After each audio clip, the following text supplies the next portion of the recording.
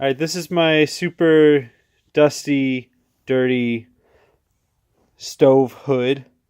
It's got a light and a fan. It's 12 volts.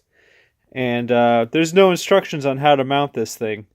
So I know it's got this like channel in here. And I left some space in the bus where the cabinets are being built for this thing to go in. But I'm just kind of freestyling this. I found a board.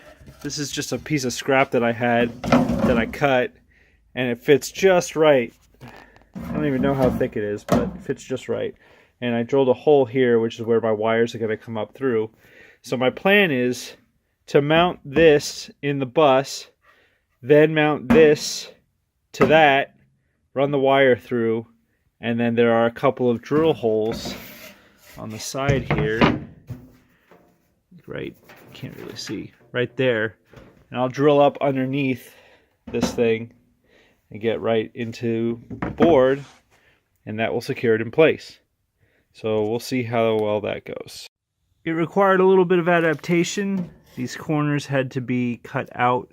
They had little tabs that matched this lip, came all the way down, but that made it impossible for me to slide this board in. So I just cut them out, slid the board in. This is basically how it's going to be. I just need to mount this wood. This is just mocked up, and then I will slide it on. Okay, I've looked at this at a few different angles, and I think that I've decided I'm actually going to mount the hood onto the hanging hardware, and then the whole thing is going to have to go up into that space pre-assembled. So I'm in the process of figuring out exactly how to do that. We've got a hole here for my wire that's going to come through, and then it's going to come into this hole, which took a couple of tries to get right, and then out the back here. So this is actually going to be facing the back like this toward the windows, and you won't even see it. And all the wiring then will be hidden within the cabinet, so nothing will bump it or pull it out or anything like that. All right, so the bottom board is cinched in. The wire is run through this hole in the support, and then I put a whole bunch of this glue because the when I cinched the plywood down to the hood, it got a little bit tight down to the bottom, so I have a little bit of a gap to fill. But this is really just support. I'm going to actually be using these to attach the board to the plywood. Okay, and there we go. So that's just the front. We've got to put this back support in, and I have to drill a hole to allow for the wires to go through it and mount it up. This thing is now in place. I've wired it together. This is my ground wire. This is my positive,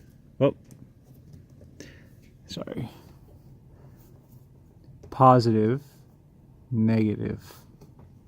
They came black and white, and so I connected them red and black using the standard code. You can see, light turns on, fan blows. And I can feel the air coming out the back. It's not ducted yet. That's the duct. Let's see if I can get a better angle. That's the duct that goes out the back. And you can see the fan in there spinning. Oh yeah, the hood's installed. Just gotta clean it up a bit. Okay, I've installed the hood yesterday, and today we are working on trying to get the vent installed. Julene has moved all of the insulation away from that hole. This is my vent right here, and that's where it's got to go. So I've already drilled 4 drill holes in the corners, and I'm going to go outside and use the angle grinder to try to get through, and hopefully it all fits and lines up and everything with the ducting that I have yet to cut. Okay, so the vent is in. It's about 9 inches of ducting that we're going to need to install, so I'm going to go cut that now.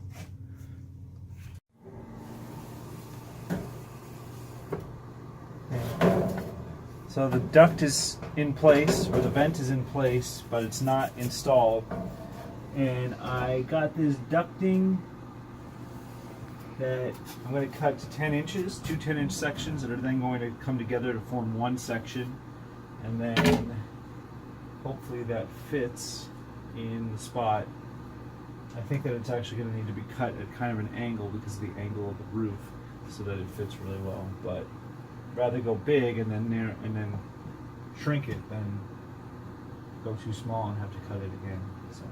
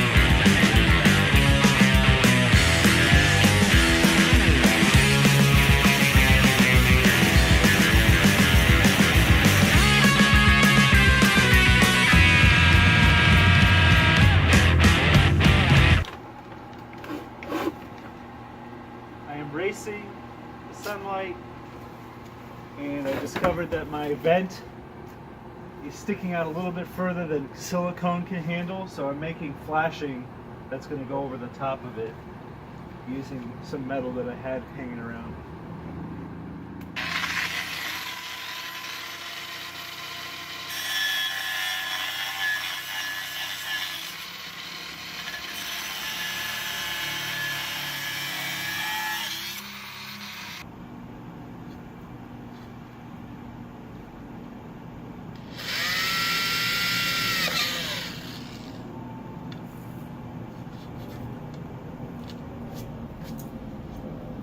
Okay, that vent is in.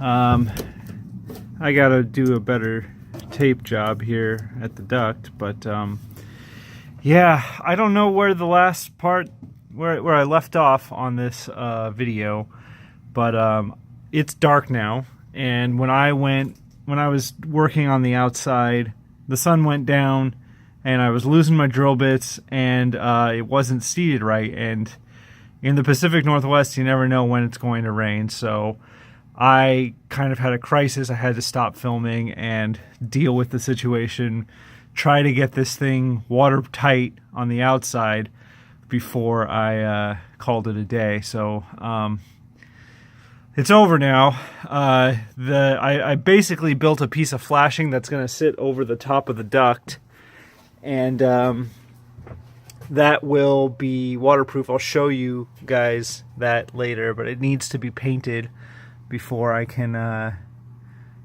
before I'm going to be happy with it. So, yeah. We also tested it. When you turn the fan on, outside the duct flaps open and lets the air out. It opens all the way, so there's really good airflow. Shut it off and it closes. It's pretty great. But it looked a little bit ugly at first, and it was a job that silicone just couldn't handle on its own, so I went and had to improvise, and I think that it actually, well, you'll see. I think that it actually looked like a pretty good solution. Hopefully it doesn't rain tonight and all the primer comes off of it on the outside, but yeah, I'll show you later. The other night when I was scrambling to finish my vent, this is what I came up with. Unfortunately, my vent grew a couple of, yeah, I put some of the spray foam in the gap from this piece of flashing that I installed. You can see how the vent is pretty much perpendicular, which left a huge gap up on top. So I was scrambling to find some way to weatherproof it a little better than just putting silicone in. So I got this piece of metal, drilled some holes, put it on top, but that left a big gap. So I sprayed a bunch of insulation in, and it grew a pair, if you know what I'm saying. So I'm going to be cutting them off, cutting it down a bit, and then painting the whole thing to match the bus or the roof, which is pretty gross right now, but you get the idea. Okay, I cut the things off the side. It's not pretty, but they say that this stuff is good for waterproofing and can be painted, so I'm going to just paint it. This area is not terribly important. Mostly I'm happy that the flashing is on to divert water out from behind this vent. So last step is to paint it.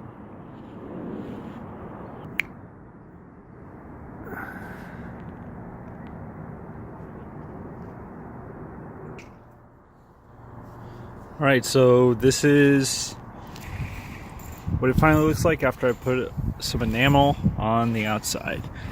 It's been a while since I've been out here, but this is solid, ugly, but solid. And it looks like it's been holding back the water. I've been checking for stains on the inside, and everything looks good, so yep, there we go.